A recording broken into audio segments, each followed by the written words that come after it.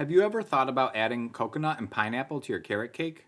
Well, that may be just what it has been missing. My name is Mike, and I'm going to show you how to make my ultimate carrot cake. Here's the ingredients, and yes, that is a box mix, but I promise you, no one will ever know.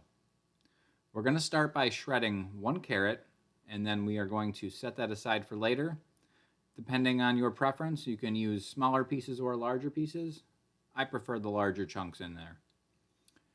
Once we have set the shredded carrot aside, we're going to add the contents of the cake mix into a large bowl, and using a whisk, we're going to mix that around to make sure we get all the clumps out. After that is complete, we are going to add 5 tablespoons of butter. I did melt it in the microwave. We will then give it all a good stir, trying to get most of the clumps out. And next, we will add 3/4 cup of milk at room temperature and stir that thoroughly until it is mixed almost all the way. Then we are going to add 3 whole eggs. Break the yolks up, mix that in a little bit more. You don't have to be too worried about mixing it all the way because we're going to continue mixing it as we add more ingredients. Next up is going to be 6 to 8 ounces of pineapple, 1/3 cup of raisins, 1/3 cup of walnuts, 1/3 cup of sweetened flake coconut, and our shredded carrot. Once that's all in there, we are going to give it a good stir, making sure to incorporate it all evenly and fold it in until it's mixed pretty well. If you're not a fan of walnuts, you can add pecans or any nut of your choice. And last, we are going to add 1/2 cup of sour cream. The sour cream and the pineapple really bring the moisture into this cake and give it the most incredible taste and texture. We're going to finish mixing this up, and we will grab our baking pans and get them ready. Next, I will grab 2 9-inch round pans that I've previously prepared with pan baking spray with flour. This baking spray works awesome. I have tried several other methods, including parchment paper, butter, flour, and this baking spray works awesome. I've had very little issues with sticking. I do apply it pretty generously. Another thing I love are these Wilton even bake strips. These are fabric strips that you soak in water and you wrap them around the pan. And these prevent your cake from looking like this. The reason this happens is because when the pan is in the oven, the outer perimeter of the pan, heats up quicker while the middle heats slower. The slower heating in the middle allows the cake to rise for a longer period of time, making the middle of it rise up like a dome or a mountain. All you have to do is soak these in water, wrap them around the pan, give them a little tug so they're tight. I will put an affiliate link in the description below. Next, we're going to add the batter to the pans. I prefer to use a scale for this. For this recipe, it's about 650 grams in each one. If you don't have a scale, don't worry. Just divide it as even as you can. Here's a tip.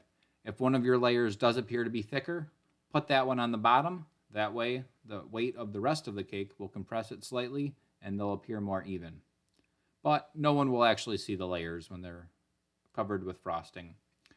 Since this is a thicker batter, I do use a spatula to spread it around the best I can. And another thing I like to do before I put them in the oven is just pick up the pan and drop it a few times. This really makes it spread out evenly in the pan. Once these are all ready to go, we will pop them into the oven for about 29 minutes. Remember, every oven is different, so keep that in mind. I use a toothpick to see when they're done. You want to stick the toothpick in, and when it comes out and it's clean, you know they're ready. Also keep in mind that the cake will continue to bake even when you take it out of the oven. Another way to tell if your cake is almost done is it will start to pull away from the edges.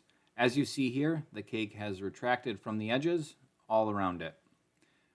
After I take my cakes out of the oven, I let them cool for about an hour at room temperature, and then I do place a plate over the top of it, and I will put them in the refrigerator for an hour, sometimes overnight. And I find that this really helps pull the moisture into the cake and gives it an incredible taste. Now that our cakes are done, we can set them aside and get started on our frosting. For this recipe, I use a 1-to-1 ratio of butter to cream cheese. I'm going to add 10 ounces of butter with 10 ounces of cream cheese and 2 teaspoons of clear vanilla. You can use regular vanilla, but the clear vanilla will allow your frosting to be a little whiter. I have used a ratio of 2 to 1 with cream cheese to butter and found that in some instances it's a little bit more difficult to decorate. It does not hold up to the heat. So if you're living in a hot environment, it's going to be a little more difficult. It's going to be a little thinner and may not hold its shape quite as well. After we mix this together in the mixer, we want to take a little break from mixing, scrape around the edges, scrape the beaters, and make sure all of those ingredients are incorporated well. After this is blended, I will toss in the vanilla, and then I will turn the mixer off and start to add in some of the sugar. When we add in the powdered sugar, you want to do it slowly in parts. You never want to put all of it in at once, or you will be standing in a cloud of sugar. Adding in a small amount of powdered sugar to start, we will mix that. Once that becomes mixed together well, we will continue to add the sugar in small portions, taking a break to scrape the bowl and the beaters and make sure everything is incorporated. And now for one of my secrets. Before I decorate the cake, I do put the entire bowl of frosting in the oven at 170 degrees for a few minutes, and this really softens it up and allows it to spread much easier. And there's Layla coming to help. Fun fact, baby carrots are her favorite treat. Next, we're going to grab our cake board and put it on our cake turntable. If you don't have one of these, you're missing out. These are awesome. I got this on Amazon and it was not too expensive. I will put a link to it in the description. And check out my awesome squirrel spatula with a full conversion table on the back. To release the cakes from the pan, I like to turn it and kind of bump each side until you feel the cake release. Then place a piece of parchment paper on top, flip the pan upside down, and then put it on the cake board and flip that back upside down. Once it's on there, you want to push it till it's right in the center, and then we will get ready to put on our middle layer of cream cheese frosting. As you can see, the frosting is much thinner since we heated it up in the oven. If you do heat up the cream cheese frosting in the oven, make sure you are careful when you grab the metal bowl. It will be hot, and do not put a plastic bowl in the oven. I feel like I have to tell everyone that, but some people may try it. Using a recessed decorating knife, I am going to spread a layer of cream cheese frosting onto here, and I'm a little generous with this. You do want a little bit thicker of a layer than you think you would.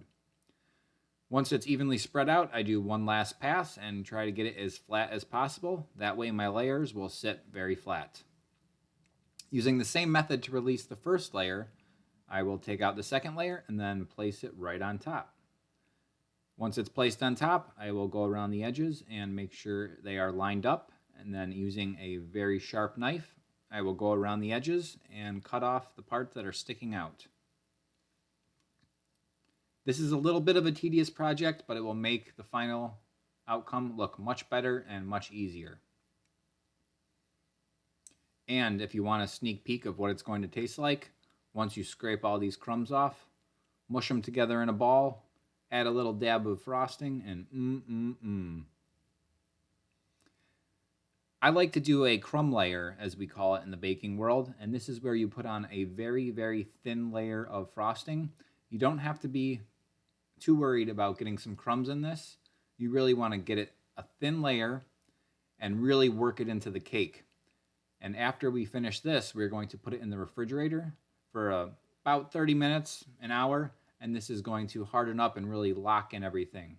So that way when we go and add our second layer of frosting, we don't have to worry about getting any crumbs mixed in. Everything is locked together. I do try and get my crumb layer as smooth as possible, but you don't have to get it perfect. And it does look a little awkward the way I'm spreading because I'm standing in a different position than I normally do. So trust me, I'm a little more efficient than this, but in order to get a good shot, I had to stand at a little different angle than I'm used to. When you go around the sides, you really want to work it in there. And this way, it will lock it all together when the frosting cools.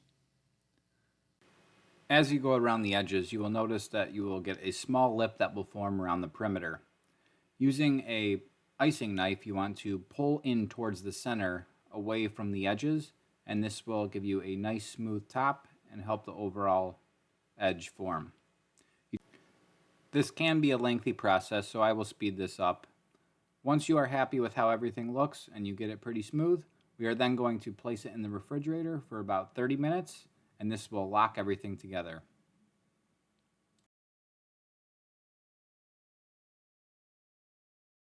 After the cake has cooled, we can start adding a second, more generous layer of frosting using the same process before, starting at the top, working our way around to the edge, and then the sides. And since this is a slow process, for myself, since I'm not a professional, I will speed it up for you. And using an icing smoother, I will go around and smooth the edges. After you've done a few passes, you can identify any areas that may need a little more frosting, and you can add it there, and then do a few more passes to smooth it out. Now you are able to see the difference that using a cake turntable makes when decorating a cake. I don't know what I was doing for all that time without one, but once I started using one, it really allowed my cakes to look a lot better. You can get the edges so much smoother, and it's much more time efficient. Once I am happy with the overall shape of the cake, I place it back in the refrigerator for 10 to 15 minutes and allow it to cool. I then take it back out and I run my tools that I'm using, whether it be a scraper, smoother, or a design like this that actually came with the turntable, under hot water and warm it up. Then when I use that to smooth it out, it softens the outside edge of the frosting and allows for a much smoother surface when you're done. Using cream cheese frosting, usually it's a little more difficult to get a super smooth surface, so instead of going for the perfect smooth edge, I mix it up and I use a cool design. It really kind of ties it all together. I then alternate back and forth in between smoothing the edges and smoothing the top. Every time you go around the edge, you may be left with a little bit of a lip at the top, and then we pull it towards the center and smooth it out with a knife. And I can't stress enough how well it works when you heat up the tools, really allow you to get a smooth surface on any kind of frosting. As the surface of the cake gets smoother and smoother, you want to do full rotations around it, not starting and stopping. This will avoid any lines or creases in the edge. And here I will alternate back and forth between smoothing the edge and then pulling the edges flat on top. While this is finishing up, I will tell you how I got into baking. As a kid, I would go to my grandparents' house for dinners for every holiday. And for dessert, we had these cookies, cakes, tarts that were terrible. And my mom would make a lemon meringue pie at almost every get-together. So after a few years of this, I realized I had no other choice but to make my own dessert. And that's what happened. I started making cookies, cakes, pies, all sorts of stuff. And from then, it just expanded into making more beautiful cakes.